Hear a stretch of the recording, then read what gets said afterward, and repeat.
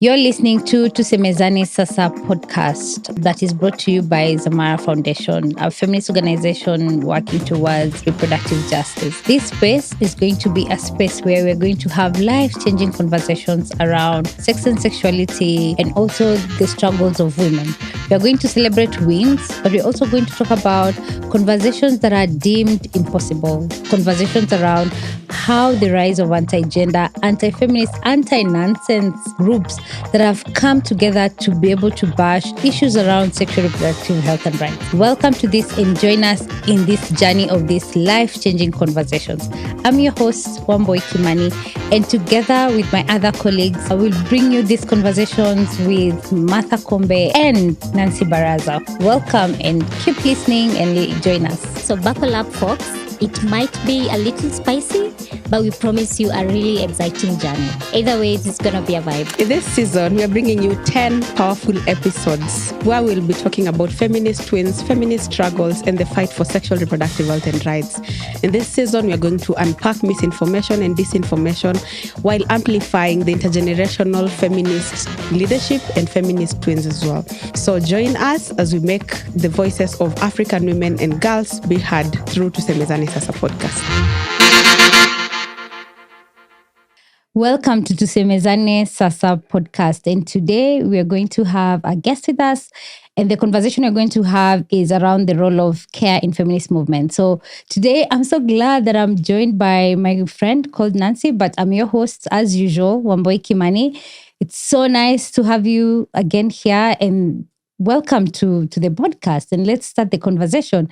So before we start, I want to allow Nancy to even say how we've met before. Throwing you under the bus now. Where did we meet? And also just introduce yourself and let the audience know what Feminist in Kenya is and what you guys do. Yes. Thank you so much, Essie. I actually don't remember the first time we met. Yeah. I don't remember. I genuinely don't remember, but I know that we have been in the feminist space together for the longest time. Yeah. And we have partnered at Zamara Foundation and Feminists in Kenya for multiple activities. Yes. And so I'm very excited that you gave me the opportunity to come and interview for the Tusemezane podcast. So I'm very happy about that. Yeah. To introduce myself, my name is Nancy Houston. I am co-founder and co-executive director at Feminists in Kenya. Yeah. So Feminists in Kenya is a social movement of Black feminists and queer activists who work to amplify feminisms as a political discourse in Kenya. So we want people to identify with feminism both as a practice and feminism as a theory. We work under four main thematic areas. The first one is feminist political education. You may have seen some of our posts on social media where we create feminist political education on multiple issues around the world. We like to create spaces where we can sharpen our feminist analysis and our feminist thinking because we think that it's our mandate as feminists to continue getting the knowledge that is required for our liberation.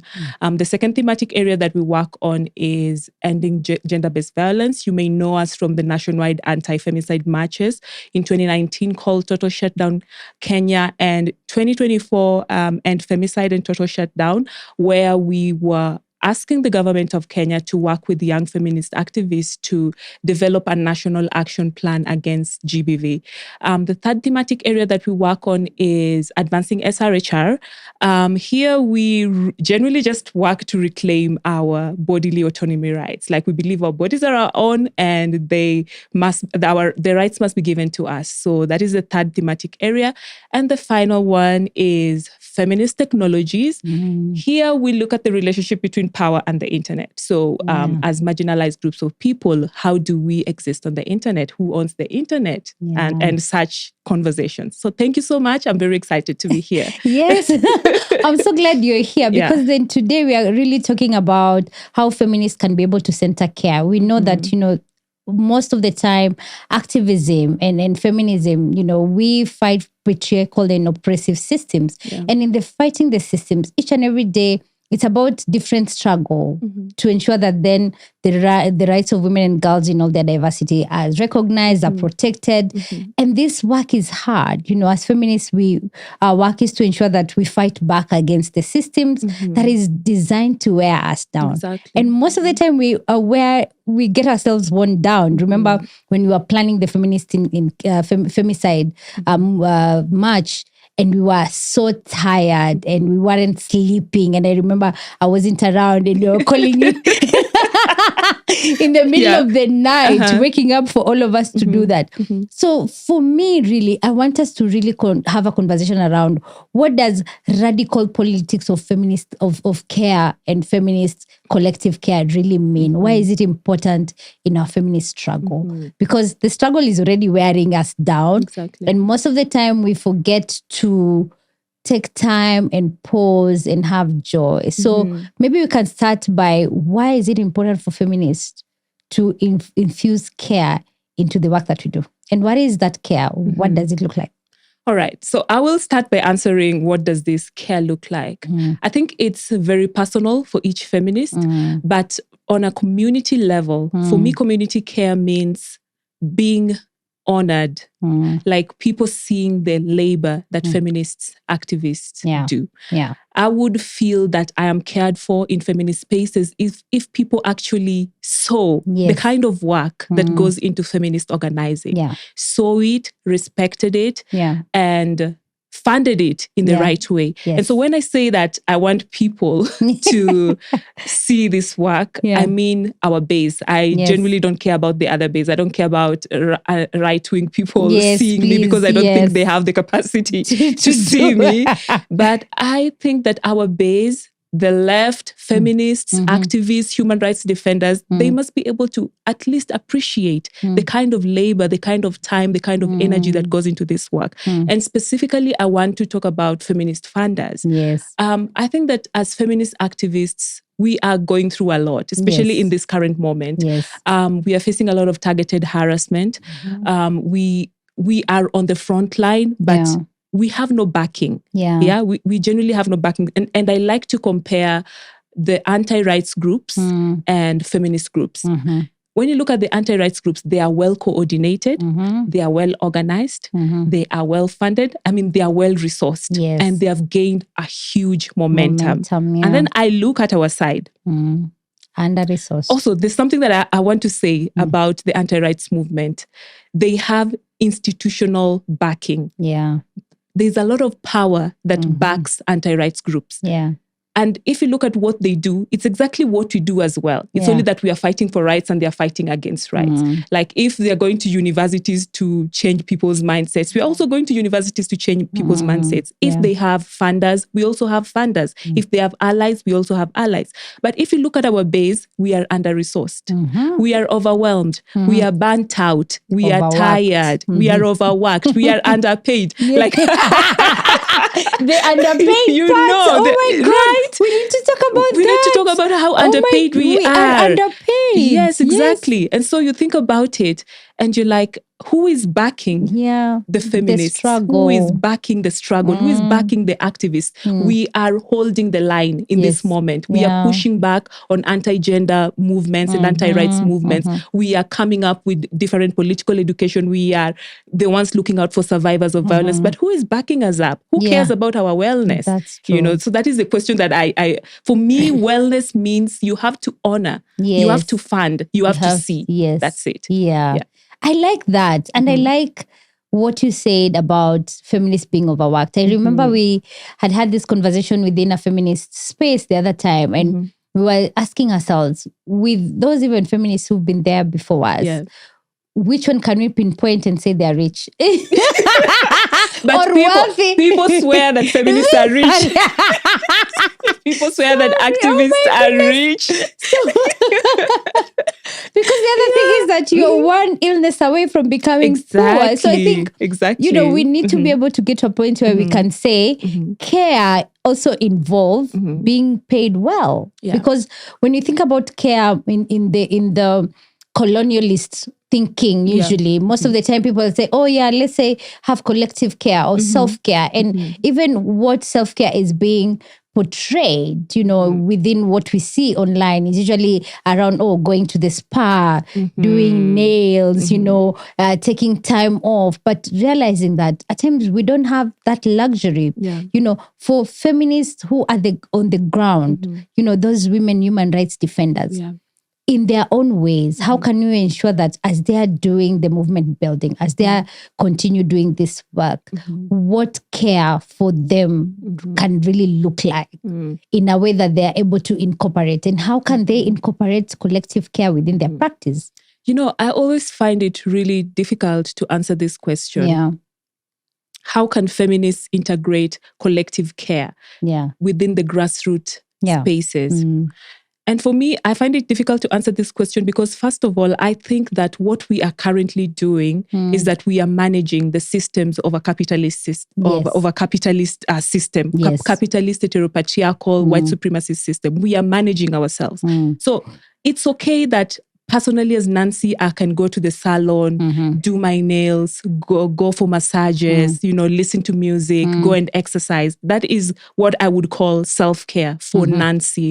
And I think that other feminists would do self-care differently. So it's personal for different people. It's also very personal for grassroots women on the ground.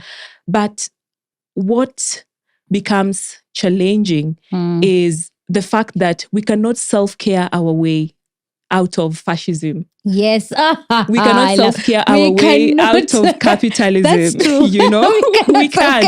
We can't self-care our way out of a patriarchal white supremacist system. So whatever we are doing is that we are managing. And for me, I think that community care is going to be possible. It's only going to be possible if feminists confront the fact that these systems have done a number on our bodies. As Black women, as continental African women, these systems have finished our nervous systems. And so we are coming to the feminist space as people who are anxious. We are coming to the feminist space as people who have low self-esteem.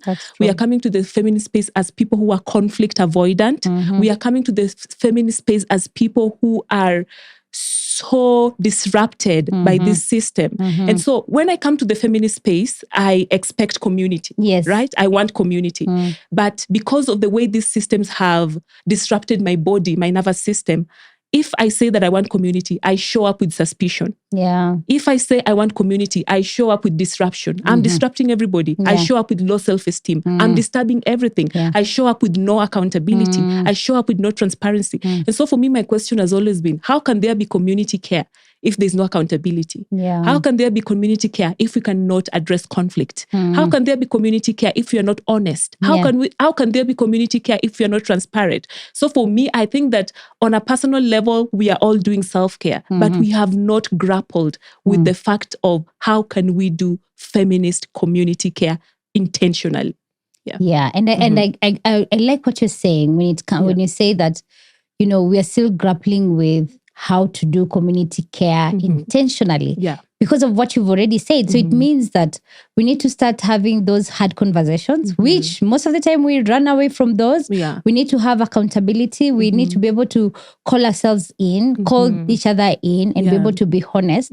Because I believe that, we are already struggling in fighting patriarchy. We're already struggling in fighting systemic oppression, fascism, capitalist.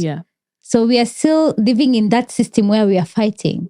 So I think what I've picked from you is that we need to start that conversation of how do we heal ourselves so that then when we show up in a way that then we can be able to do that community care. Exactly. But then also the other thing is that I want to a little bit push back in terms of to also say that we are already in this system, we are already hurt and harmed. How do we then consciously try to rebuild that community care in a way, in a way that then we also try to accept the fact that we are not whole, we are not fully. So how can we do that? I think there are multiple answers to this, but what I would say from the bottom of my heart as a feminist activist who has been on the front line for years and years, I would think it's grace and empathy. Just extend a little bit of grace to the feminists within your community. Understand where we are coming from, like after you understand the immense systemic manipulation that has gone through us as Black women, as African women, you would have a little empathy, you would have a little grace. And I think that would see us far. That would give us the opportunity to quit being reactionary. That would give us the opportunity to be more accountable. That would give us the opportunity to see us as human. We are feminists. The work that we are doing is already so intense. We are constantly thinking about protests. We are thinking about survivors of violence. We are thinking about governments that have come up with different policies that are harming us. We are thinking of anti-rights and anti-gender groups. But what if our spaces had empathy? What if we could give each other grace? What if we could build community in a way that is not carceral, in a way that is not punishing? And that is where the empathy and the grace comes in. And sorry I feel like I should add this. So what does empathy and grace look like? That's what I wanted to ask. That? Actually, that's what I wanted to ask. I was like, you mentioned empathy and grace. But they're just big words and we use them each and every day. People say, I'm empathetic. It's fine, I'll extend the grace. But in reality, within the feminist movement and in the work that we do, that we know it's hard work, burnt out, and all the time, even as we are showing up, we're not showing up whole. We are showing up low self-esteem, as you mentioned. We are showing up, we are hurt, we are harmed. Our community has harmed us. People that we love has harmed us. Because also there's there's also this notion that if you're a feminist, then you're not even harmed by your spouse. You can be harmed. So you are showing up harmed, you are showing up overworked, underpaid, harmed, and you want, you of course that you're saying that then in this space we need to be able to ensure there is empathy, there is, this care, there is grace. What does that really look like practically? Okay, I will try to answer this. Practically, what does empathy and care look like? I think we have to then understand the praxis of what a community is. So when you're coming into a feminist community, you are expecting to be given. You are expecting to be healed. You are expecting to find support. And generally that is okay. I think that a feminist, a space that calls itself a feminist community should be able to give you that. But I think we should also understand that community, as much as you're giving, as much as you're receiving, you have to give. You have to give. So even if you're showing up with low self-esteem, you have to show up and you have to give. You have to give something. You have to show up fully. If you're showing up with zero accountability, you have to learn accountability. If you're showing up with no transparency, you have to learn transparency. If you're showing up unkind, you have to learn kindness. If you're showing up as a selfish person, you have to learn to be selfless. If a community is pouring into you, you have to give back to that community. So that is what I would say. But then also practically, I would state that we have to understand the differences within our communities. I mean, we talk about intersectionality and all of that. The differences have to come in. Like in our community spaces, we have people who are neurodivergent, who have ADHD, and they are organizers. How do they show up? In our workspaces, we have people who are depressed and they are feminists. How do they show up? We have people with anxiety. How do they show up? That is part of empathy. That is part of care. That is part of humanness and understanding that we are all different. We have all been subjected to this oppressive system. But how can we work together? How can we insist that this system is not going to bring us down? This system is not going to disrupt us and fragment our movements? Because that is the challenge that I'm seeing currently. I feel like feminists are really burnt out. They are not backed by powerful institutions. They are not backed by funders. And so they're leaving. We have serious feminist thinkers, serious feminist organizers who are leaving the space because they're like, I'm done. I'm done. I can't give it. I'm not giving it. I can't do it anymore. So our movements are fragmenting, and we are seeing young women who could potentially be future feminist organizers. We are seeing how they're being roped into the anti-rights pipeline. We are seeing how they're doing the tradwife content. They're being pulled in. This is a base that we could bring to our side. But because people are tired, we are not investing in wellness. We are not investing in the care of people. People are leaving. That is a loss for us. And I think we need to really think about it like that. I agree with you. We really need to think about that, because one of the things that I can say when it comes to, us not winning the other generation. It's also because of course, apart from patriarchy, also because we are under-resourced. People are getting tired. People are like, okay, I've given my time. Yeah. I've given it my all. Now it's time for me to think about me, forgetting that even as they are going, what is it? They are creating a gap. So the other thing I wanted us to also talk about is that we know that within the feminist movement and resistance, that care has already been has been overlooked. Like we don't really, even when you're doing grants fundraising, we don't even think about that. So I know you are a co-founder, that you lead Feminists in Kenya, and you are organizing, and you're always doing this work of feminist resistance, movement building. How have you, within Feminists in Kenya, been able to include care in your practices, in the way that you work, in your policies, or how have you managed to do it within your organization? All right, I think that's a really good question. First, I would say, out of spite, I've been able to integrate care. Just simply out of spite. That is so amazing. And I want to, I'm saying I'm spiteful because, and I like to speak from my experience as a Black woman. Yeah. Like, if you think about this world, the systems were literally not designed for people like us. Of course. They were not designed for Black women. They were not designed for queer people. They were not designed for any marginalized group. They were only designed for privileged groups of people to shine. Yeah. And so when I think about this system, I get so overwhelmed. And it was designed to make me overwhelmed. It was designed to make me unwell. It was designed to make me not think about my care. And so as a feminist founder, I've been very spiteful. And my spite has made me choose wellness. Yeah. I am well because I don't want this system to win. I'm choosing happiness because I don't want these systems to win. I'm choosing joy as a way of my resistance. You installed capitalism to use my body for labor. You installed patriarchy to use women. You installed white supremacy to use Black people. You installed all these systems, but to make us an unhappy version of ourselves. Yeah. But we are saying out of spite, we are going to be well. Yes. Out of spite, we are going to integrate joy. Yeah. Out of spite, we are going to build our material conditions. And so at Feminists in Kenya, we have, first of all, what we care about is material conditions. Yeah. Material conditions of the people we work with, Yes. the material conditions of people that are around us. And so we try to pay as we pay well, like we are not funded enough. We are not funded enough, but we make sure that we pay people really well. Yeah, so that is the first part of wellness. Yeah. We also give people an allowance for wellness, an annual allowance for their wellness. We understand how people show up at work. We understand and we mentor. We mentor people. We give people space and room to grow as young feminists. Yeah. We give people opportunities to develop themselves professionally, to develop their networks. It's all part of integrating that feminist wellness and feminist joy as part of our resistance. Yeah. Thank you very much. I think, one of the things that I can also say for Zamara, we've also tried to, incorporate joy and healing.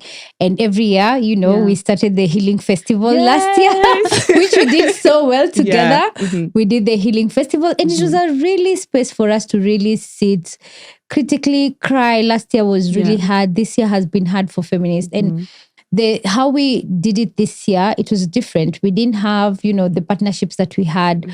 We just looked at our alumni. Zamara Foundation hosts Intersectional Feminist Leadership Institute every year.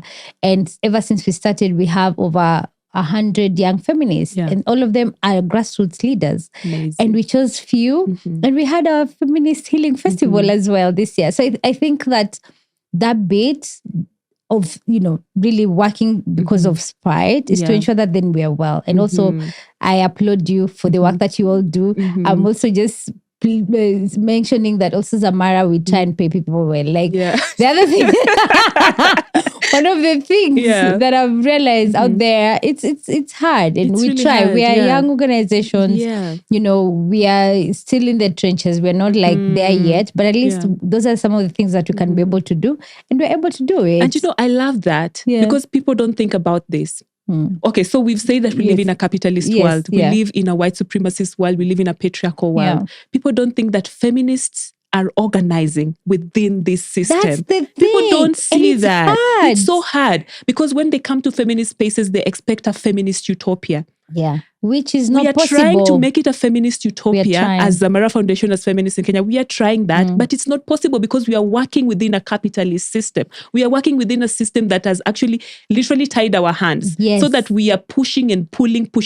It's impossible to have 100% feminist utopia. That's the thing. But we can try. We can try and make it 85%. We can try and make it 50%. We can try and make it 65%. But the fact is we are trying. As feminist activists on the front line, we are trying. But we must remember that we are living and organizing within a system that has been years and years and years in existence. So it is really difficult. Yes. Yeah. And I think I want us to leave it at that note. Yeah. A very high note. To remind people and viewers that, and those that are listening to us, that as feminist organizers, you need to cut us some slack because we are organizing and doing the resistance work within a system that is not built for us. Yeah. So we are trying to also come up with practices to ensure that then people that you work with, communities, feel that, you know, we are actually walking the feminist talk. But also just to also mention as we close, you know, there's also this conversation around, you know, if you're a feminist organization, there's no accountability. It's a lie. Accountability has to be there. It's part of feminist care. It's a part of feminist joy and resistance. We need to be able to hold each other accountable. And we need to be able to do this in a system that is not meant for all of us. Exactly. So thank you, Nancy, for this conversation. Thank you so much for having me. This conversation, it's been so nice to have you here. Yeah. And I'm hoping that you continue to have the strength to continue, both of us, to have this, continue doing this work and to center care and to know that care and healing and joy looks differently for everyone. And we hope that you can be able to show up with what you said, with grace. We can be able to show up broken, but we can also be able to extend a little bit of love and care with each other. Yeah. Yeah. Thank you so much for having me. Thank you. And I'm so glad. And that was another episode of Tusemezane Sasa. I'm so glad to be here. And bye. Adios.